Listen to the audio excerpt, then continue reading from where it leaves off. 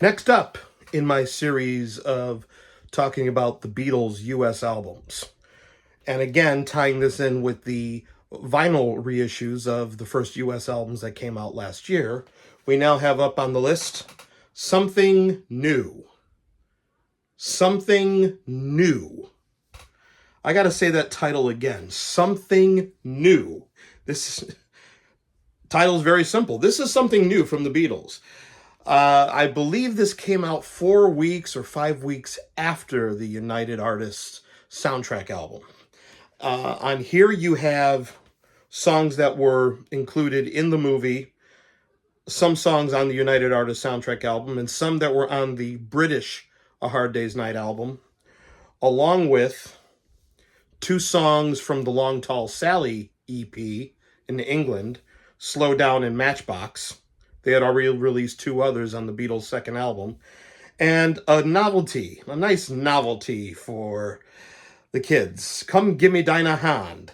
I Want to Hold Your Hand, sung in German. Now, that's a video in itself on how the Beatles had to record Come Gimme Deine Hand and Sie liebt dich, or Sie liebt dich. But I think that's the way that's how you pronounce it, but the Beatles pronounced it Dick.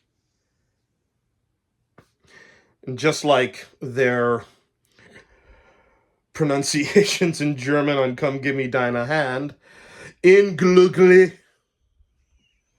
So, but as an album, it's a solid compilation, is what it is.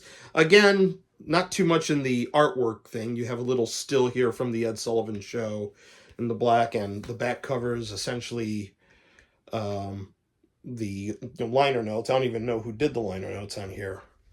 Along with, if you liked this album, you'll love these. So, but not much. But let's go to Bruce Spicer for a second on how this came to be and what Capitol's original plan was for this album. Capitol originally planned on releasing an album similar to the British A Hard Day's Night LP, which featured the 6 new film songs plus Can't Buy Me Love on side 1 and the non-film songs on the other side. That's pretty good. That's a pretty good idea. Capitol's album most likely would have had the 6 new film songs on side 1, with the second side opening with Can't Buy Me Love. Makes total sense. Followed by 5 new songs on the non-film side of the British disc. The only song missing from the 13-track British album would have been You Can't Do That. That was already on the Beatles' second album.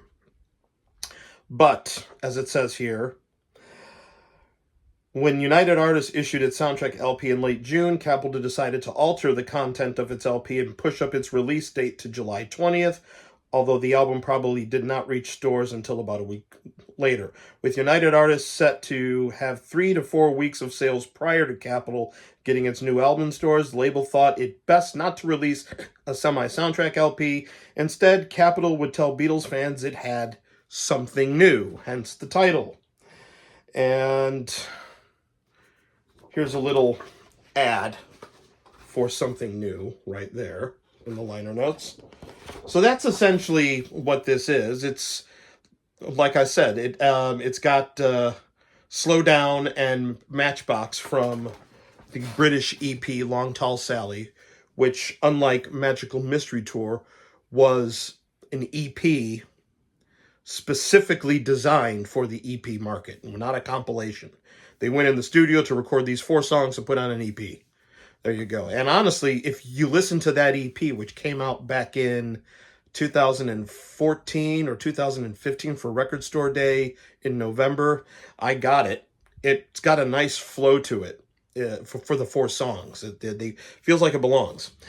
So you have, so you got I'll Cry Instead. I think that's kind of a weak album opener.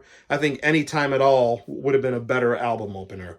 Things We Said Today, a very good follow-up. Anytime at All is the 3rd song on side 1. I think it should have kind of been swapped. Anytime at All would have been a much more stronger opener for me.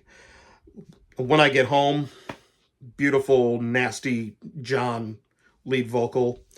Then you got the 2 songs from the Long Tall Sally EP. two covers. Slow Down, which Larry Williams classic, and Carl Perkins, Matchbox, with Ringo on the lead. Side 2 begins with Tell Me Why. Great opener. And I Love Her. Great follow-up there. I'm Happy Just to Dance with You. If I Fell. I don't have any problems with that running order on side 2. Ending with the novelty, Come Gimme Deine Hand. The Beatles singing I Want to Hold Your Hand in German. It's a cute little novelty for the American teeny boppers at the time. The Beatles are singing in German. To me, it's, when I was younger, I might have thought it was cute. Now that I know the whole history, how they had to record these two songs in German, and they really didn't want to do it, I would love to hear outtakes from those sessions, which also yielded Can't Buy Me Love. That would be funny as hell, hearing the outtakes from that session. Especially with the way they pronounce Sie liebt dich. Sie liebt dich. Sie liebt dich, yeah, yeah, yeah. Sie liebt dich.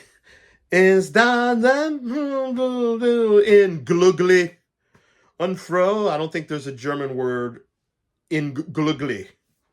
That would have been a great title for this album. The Beatles in glugly. But something new. Again, it's got really good tracks on there. My two faults is that I think Anytime at All would have been a much more stronger opening than I'll Cry Instead. I'll Cry Instead is a good tune, and this is the extended version of I'll Cry Instead on here.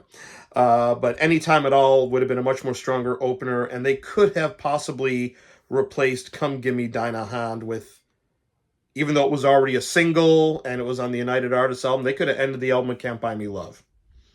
So you're already paying twice for Beatles songs anyways that are already on the United Artists soundtrack.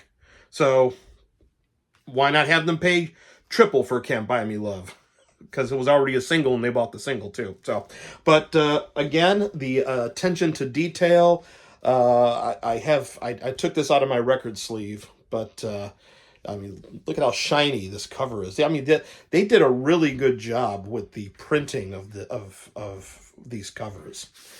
And you got your Capitol Records insert.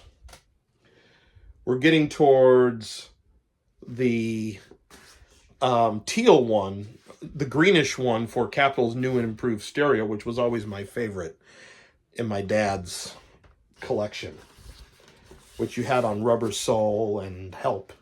And of course you got your Capitol rainbow label there. And again, the pressing is quiet. The pressing is immaculate. Not a pop or click among anything on here. It's a beautiful pressing. They did a great job on this. So again, top-notch reissue. If you want to get them separately or if the box set is still available, it's worth it. The only thing I don't have is the Beatles story, which I'll dig my CD out for that. I'm going to have to actually listen to that again. And I'll talk about that in my next video. I'm definitely going to have to talk about it. So that's my thoughts on something new. Next up in the Beatles reissue series, the US album series, will be the Beatles story.